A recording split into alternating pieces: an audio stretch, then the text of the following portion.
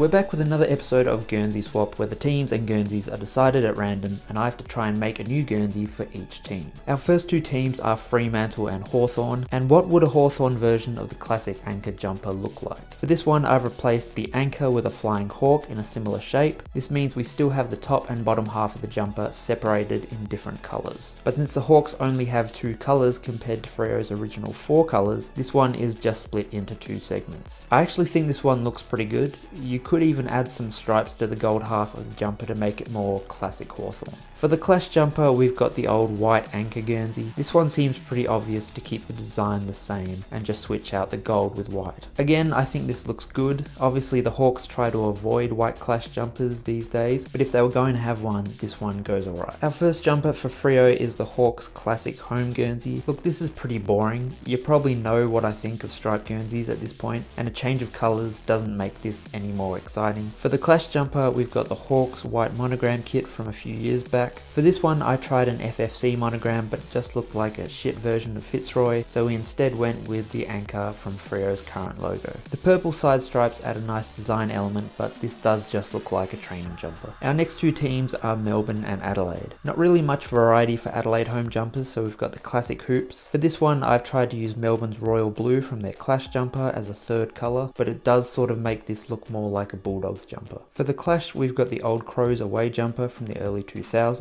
I decided this time to just keep it to the classic red and navy blue colours, and of course we've got the Flaming Demon logo there as well. I think the Flaming Demon logo makes any Guernsey look better, so this one's okay without being amazing. Our first Crows jumper is the classic Demons home Guernsey. For this one I've gone with more of an outline style, which I think works better with Adelaide's colours. I don't mind this one, it's basic, but I think it still looks alright. The Clash jumper for the Crows is this red version of the Flaming D. Simply switching out the D's logo with the old Crows logo I think improves it, with the lines giving it a bit of a swooping sash design. It's okay, but there's a lot better designs you could come up with using the Crows branding. Let me know your thoughts in the comments below and I'll see you guys next time.